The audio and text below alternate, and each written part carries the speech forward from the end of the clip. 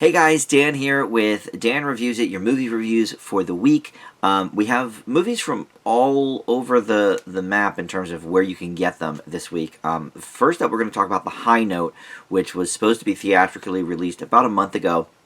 And like a lot of the smaller movies are doing, they have not put it in theaters at all. They haven't moved the date. They just said, you know what, we'll put it online, and you can rent it from all your rental retailers. So Amazon Prime and iTunes and I guess Vudu and all that kind of stuff. You can rent that from. And then we've got one on the brand new HBO Max streaming service, which I did a review of last week, the service as a whole, and then 5 of the new shows that you could find on there, the original shows. But I didn't do the movie because I was going to save that for the movie review, so we've got that called On the Record. We have a movie on Hulu that is about now like 2 months old, with Pete Davidson, but we're gearing up for the new Pete Davidson film, The King of Staten Island. So I figured let's delve back a little bit and watch Big Time Adolescence. And then we have a small sci-fi independent movie called The Vast of Night that is streaming on Amazon Prime for free.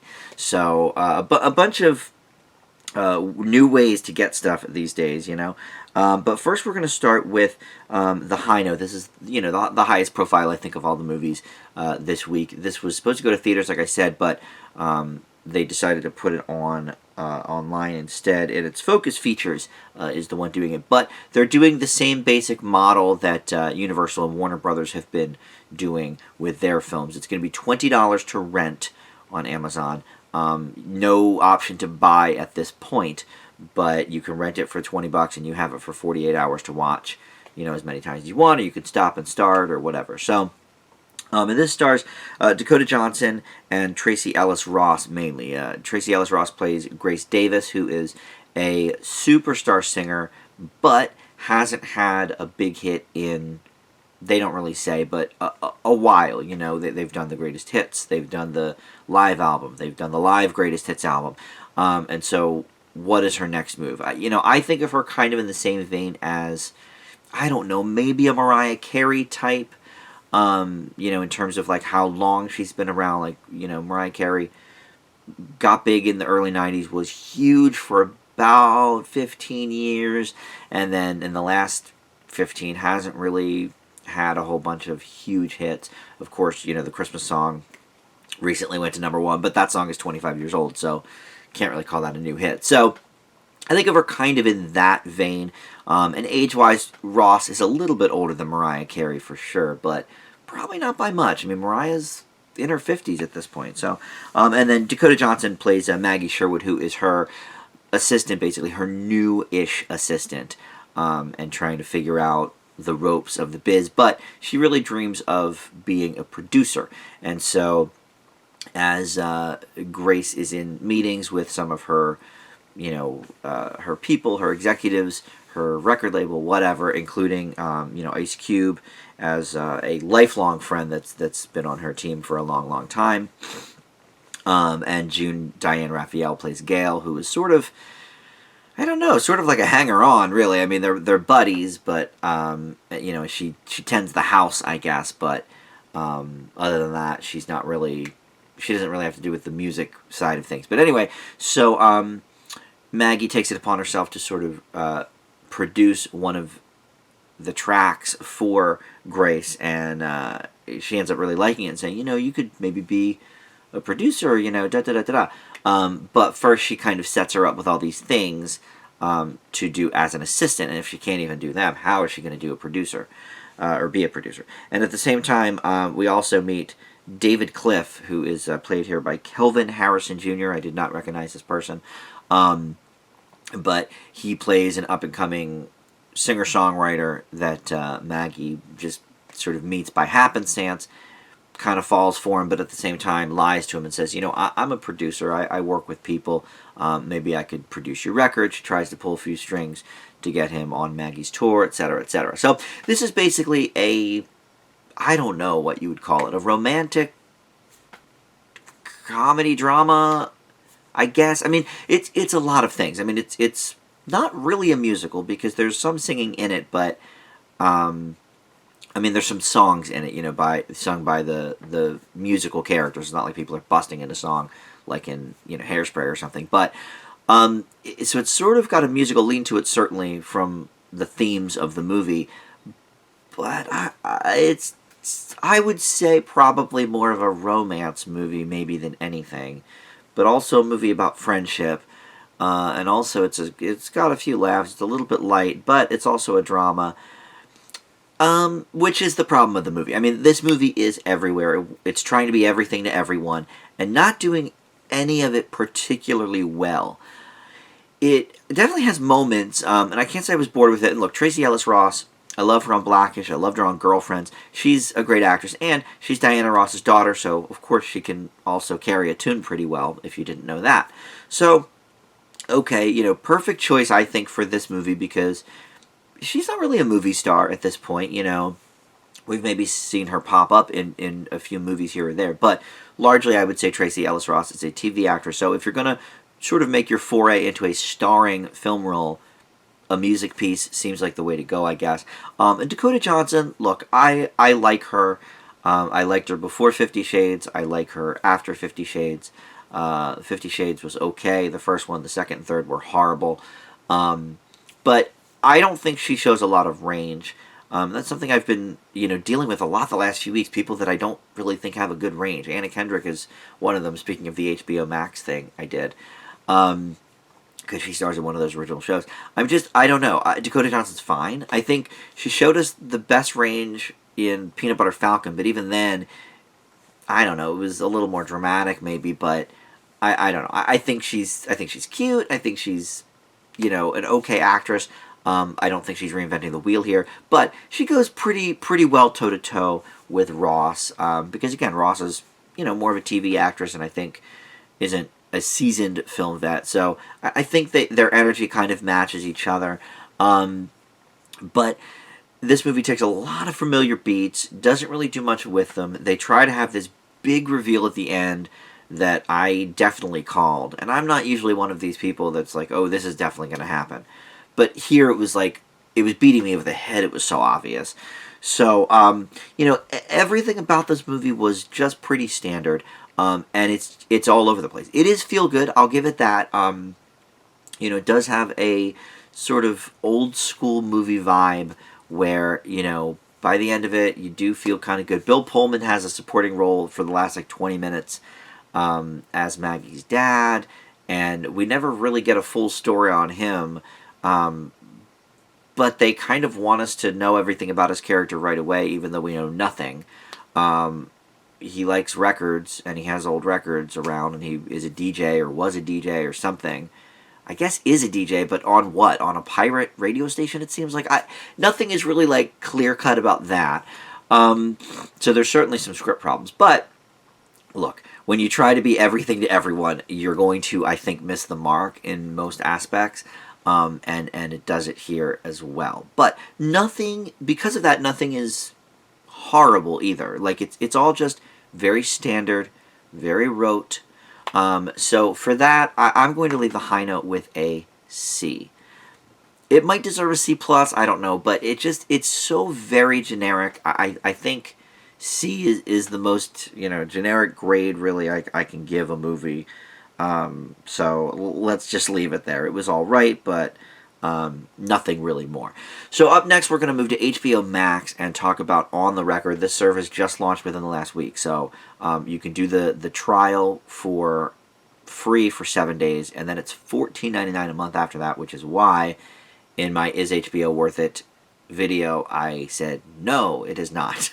So I need to actually cancel mine over the next couple days here. But the movie we're going to talk about is On the Record, and it's a documentary by Kirby Dick and Amy Ziering. And when I read the name Kirby Dick, I was like, wait a second, I know that. What else did he do?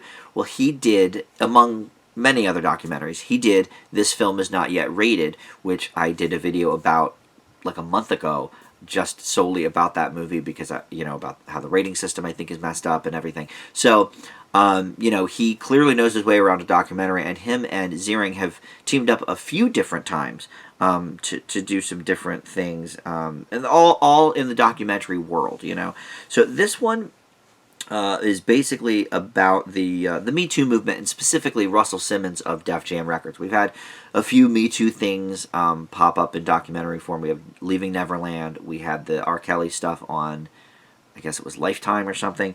And then also there was a movie called Untouchable, which was about Harvey Weinstein. Now, for the record, I've not seen any of these. Leaving Neverland, I wanted to check out, but again, I don't have HBO, so I only get really the things I really, really am curious about, or if I'm gonna, cover them for my review show.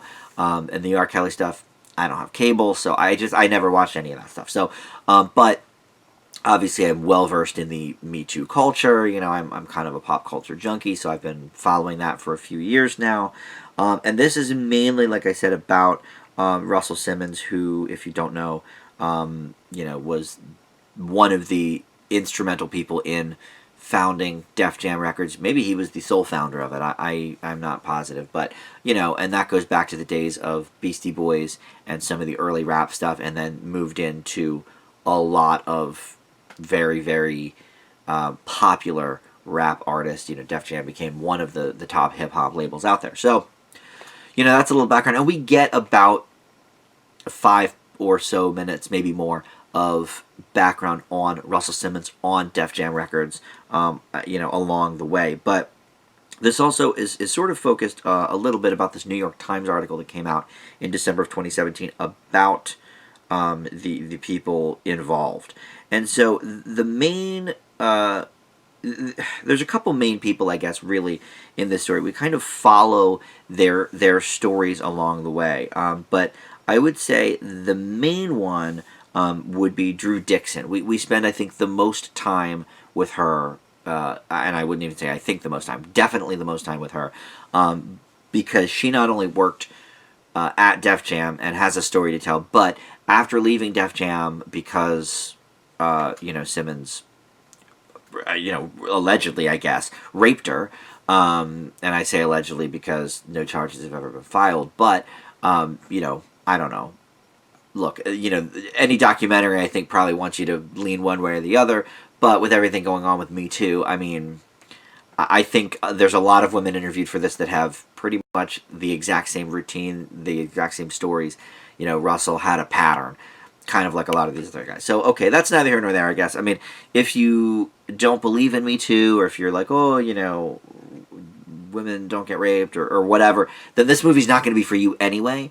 You have to go into it with a mindset of, believe women, and, these things do occur. But anyway, so after she leaves Def Jam, she gets a job with L.A. Reid at Arista Records, who is like major R&B and hip hop mogul. He has signed Babyface over the years, and Pebbles, and Tony Braxton, a lot of like high profile R&B artists, right? So she goes there, and then same thing happens. She gets in this situation where basically she's being said, she can't have her meetings with the artists, and this and that and the other thing. Business things getting taken away from her because of saying no. So eventually she gives in. So there's a few other people interviewed, specifically on the Russell Simmons side of things, but this Drew Dixon is really the main focus of the movie. I would say the last half hour sort of veers off into talking to some of these other women, and then seeing the 3 women together, and like, oh, I thought I was the only one until I read the article, and kumbaya, girl love kind of moment, and okay, that's fine. So this movie starts out pretty good, I think. I think maybe we get a little too much of the history of some of the people. Like, I'm not sure that we necessarily needed to get her entire background to feel the passion and the rage about what happened to her. But the movie gives, like I said, about 5 minutes of Russell Simmons' background and how he built Def Jam up, but it also gives us a good 5 minutes or more of her own background in the industry, and signing different artists and trying to sign this artist and whatever. And that's fine. I mean, I'm not saying we don't care about what she's done or whatever, but it just, I don't, to me it seemed like the crux of the story was really about Russell Simmons, the Me Too movement, what he allegedly did and what he maybe got away with and this, that, and the other thing. And I'm not sure that we needed all of that background on really either of them. I mean, if you don't know who Russell Simmons is, I think a minute-long bio would kind of suffice, sort of the greatest hits of Russell Simmons, because I think most of us know who he is. I mean, he's been on Oprah, and he's, a multimillionaire, and maybe he's a billionaire, I'm not sure, but I don't think he is, because I feel like they would have mentioned that. But anyway, look, these guys, Kirby Dick and Amy Ziering, have a way of sort of getting really to the heart of the matter, and they do find always good people to interview. And this gal is a great interview. She is very, very much bearing her soul here. And look, you can see why these guys would have gone after her. She is beautiful, she's intelligent, she's well-spoken, and, she was high up in their ranks.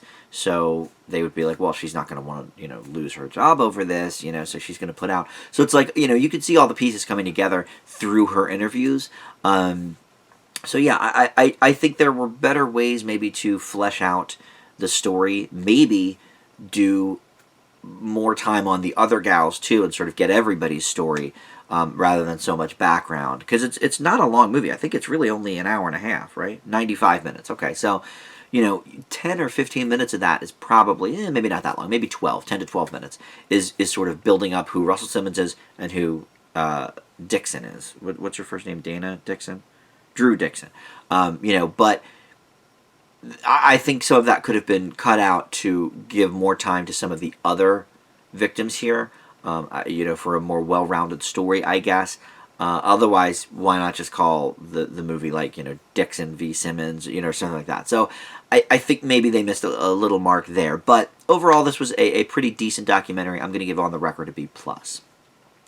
So up next, we've got Big Time Adolescence, and this is a movie that is on Hulu now. It's been on for about 2 months, I think. Yeah, it dropped in March. So, but I felt like, other than a few movies on Netflix, I haven't done a ton of the streaming movies lately. So with the new Pete Davidson movie, King of Staten Island, coming out in, I think, 2 weeks, I figured let's dive into this one. This is the only, so far, Hulu original movie that's been put out this year. Obviously, Hulu is a lot more about TV than they are about movies, whereas Netflix is a little more even keel with that.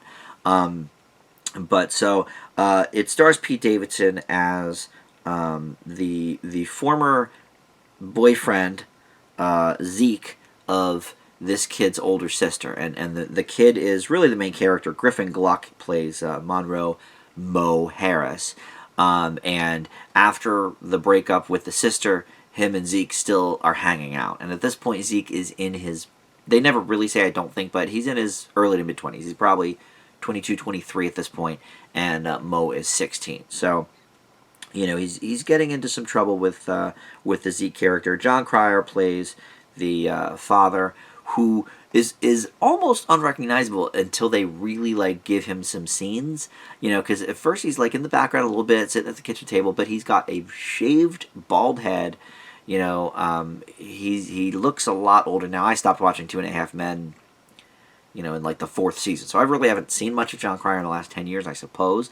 But he definitely looks grizzled in this movie, and that was obviously, that had a point, a put upon father, so to speak. So essentially, Zeke sort of turns Mo on to this whole new life, especially once Mo gets his license and can go do things. So Zeke is turning him on to parties and smoking and drugs and drinking, and all of this stuff is going on. And Mo is, getting kind of more and more into the lifestyle, more and more comfortable with the lifestyle, because, he was really kind of a nerd, an outcast, whatever you want to say. And this has made him, truly the life of the party. Now Zeke doesn't go to these high school parties with him, but he sure supplies him the drugs to go sell. So you've got that aspect of it. So I have some very, very strong feelings about the characters in these movies, and mixed emotions about what is going on, because I have an ex who is much younger that fell into this drug lifestyle and party lifestyle and all of this stuff, and he was selling and whatever. And it wasn't, I was the older, person, but I was not the one who was, taking him on this path. It was one of his other friends. And so, I have a lot of mixed feelings about who is sympathetic here and who is maybe not. And Pete Davidson, I don't think Zeke is a bad guy. I just think he is kind of a loser. Like, I think he has some sort of arrested development complex where he really won't grow up. I mean, he does have his own place with some buddies, but he keeps going in and out of relationships, and he's really taking this kid under his wing. But it's this really like horrible and toxic wing. But of course Zeke doesn't see it that way, and Mo doesn't see it that way because he's 16. But but I don't think Zeke is an inherently bad guy. I just think he has no direction in life, and this kid thinks he's really cool. And Zeke to me seems like the kind of guy who sort of peaked in high school, and wants to still kind of recapture some of that. So, from that standpoint, and which is good. I mean, I think it's good for the movie that at least I didn't feel that Zeke was a bad person. I think the movie goes back and forth on whether they want us to or not. Especially because once John Cryer comes in and a couple of different times and says like, "Stay away from my son," da da da da da. Zeke doesn't listen, and these movies sort of follow a pattern, so I'm sure you can kind of figure out what ends up happening. We don't do spoilers here, so I'm not going to tell you, but it's fairly standard, I think. So he does that, and I don't want to go into spoilers, so let's just stop there. But I think these are all very real people and characters. Pretty much everybody in this movie, and the John Cryer dad is very, he's trying to be, a good dad by taking care of his son, but he's also realizing, like, well, look, my son's 16, he's pretty much going to do what he's going to do, I have to sort of toe the line here, and I think a lot of parents deal with that, when teenagers are hanging out with older people. I've certainly seen it firsthand and manifest in several different ways.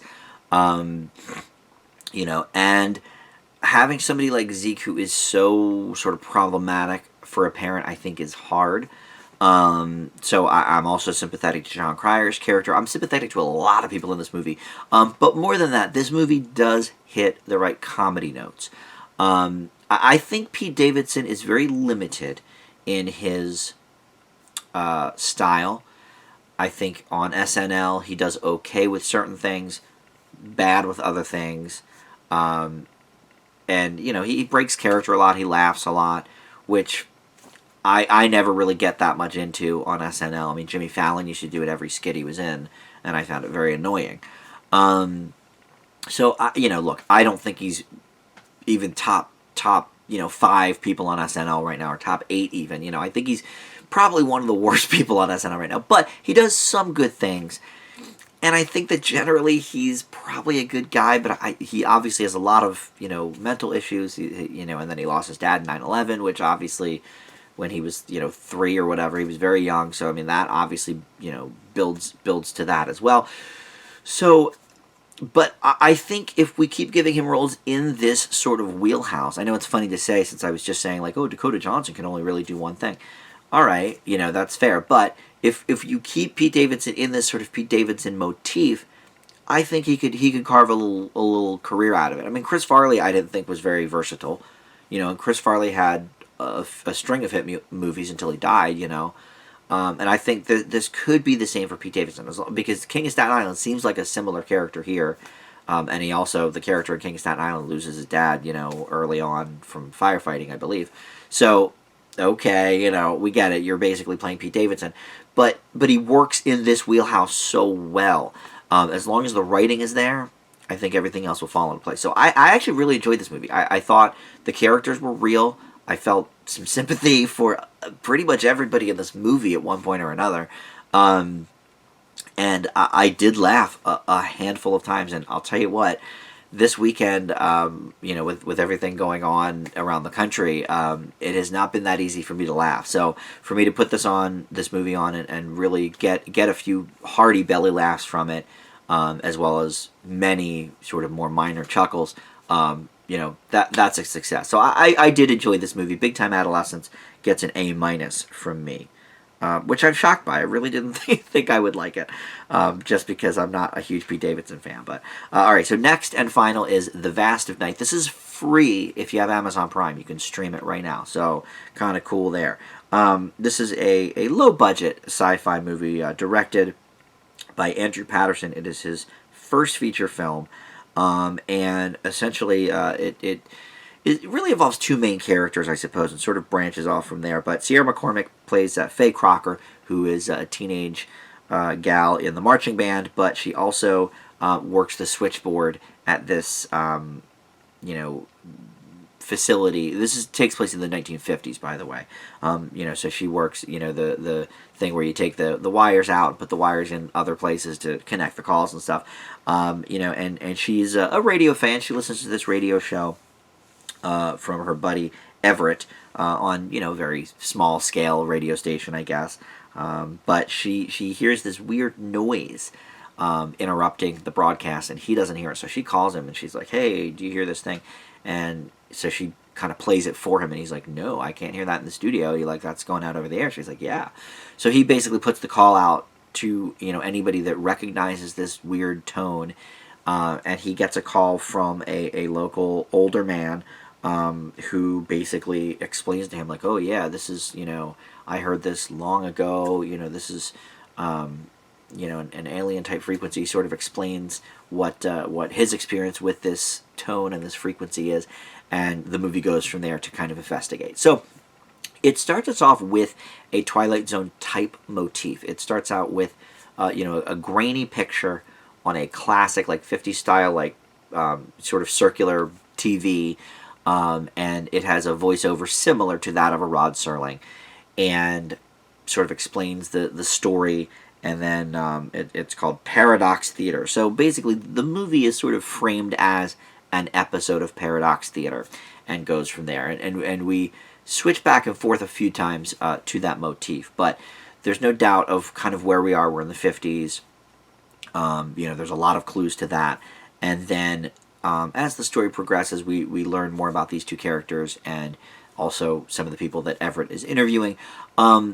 This is clearly low budget, though. I mean, this is a lot of sort of having to use your imagination for certain things. In fact, there's several times where this movie just goes straight to black for a good 20, 30 seconds. And it's mostly during the interview parts, which I thought was weird. It's not like we have to really imagine that too much, but who knows what the motif was there. But personally, I think this movie is okay.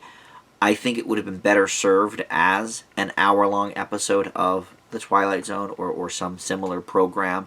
I don't think it needed an hour and a half, especially because, and it is exactly that, it's 89 minutes, so it's just shy of an hour and a half. But the people being interviewed, like, we delve into their story a lot, and some of these interview scenes take minutes and minutes and minutes, and it's okay. It helps move the story along, but it also drops too many clues as to what we might see at the end of the movie. So I think they could have maybe trimmed those up a little bit. I think we could have trimmed some of the backstory up a little bit, because really not much happens for the first half hour, I would say, of this movie. It's a very, very slow build, and we're getting to know the characters, we're getting to know the town, and that's all fine, but at the end of the day, it also has really nothing to do with what happens at the end. So I feel like if this were trimmed into an hour-long episode of some sort of horror or sci-fi anthology series like Twilight Zone, I think the point would have gotten across better, because I think they did not flesh out enough story for an 89-minute film. I really don't. Now, the two leads, who are virtually unknown, I've never seen them in anything, and I don't even think they have their own Wikipedia pages. Like, these are new faces. Really interact well with each other. I thought they both did a good job for sure. But and the shoestring budget, didn't detract me that much. I mean, I thought some of the interview clips were pretty interesting. And one thing I kept thinking with this movie was, other than really, the final few scenes or final few shots, maybe, of what we see as the audience, I think this really could have been a solid, like, sci-fi radio play as well, because there isn't a lot of visual things going on. I mean, they try to do a few things here or there, and then, of course, the motif going in and out of the TV, the grainy thing, okay, it's sort of a cute little motif, but, if this were on radio and condensed to an hour, I feel like the story is enough to kind of carry it, but they just kind of go in directions that I don't think were necessary just to flesh it out. I think they could have really done a lot more, even on a small budget. I think they could have done a lot more, with 89 minutes than what they did. I think the story needed to pick up a little bit quicker there, since nothing really happens for a while. But I enjoyed The Vast of Night enough. I think it's, for a first directorial effort, on a major movie, by major, a movie you can buy on Amazon Prime, not that you just made it home with your camera, I think it's not a bad effort. I think there's definitely lessons he can learn from what went wrong here, and hopefully improve on movie number 2. But I think Vast of Night, especially for sci-fi fans, is definitely worth checking out, because it really does. The whole movie harkens back to like 50s, maybe even 60s sort of sci-fi B movies, but with a better story, like better intent, I think, than a B movie. So with that in mind, I'll leave it in the B range. I give Vast of Night a B minus. So that's going to wrap it up for the movies for the week. I'm trying to think of any major movies that are coming out. I know, King of Staten Island, I know, is in like 2 weeks. The Tom Hanks movie that was supposed to be in theaters, that's going to be on Apple Plus. I don't know if they've released a date for that yet. And then Artemis Fowl is going to Disney Plus in, I think, July. So I'll definitely have those for you. But in addition, I know there's been a few on Netflix that I want to get to. So next week, maybe an all Netflix movie, like the Wrong Missy, I know, with David Spade, I wanted to check out. And, they release like 1 or 2 original movies a week. So there's always stuff to check out on the Netflix movie front. So I'll probably have that for you next week.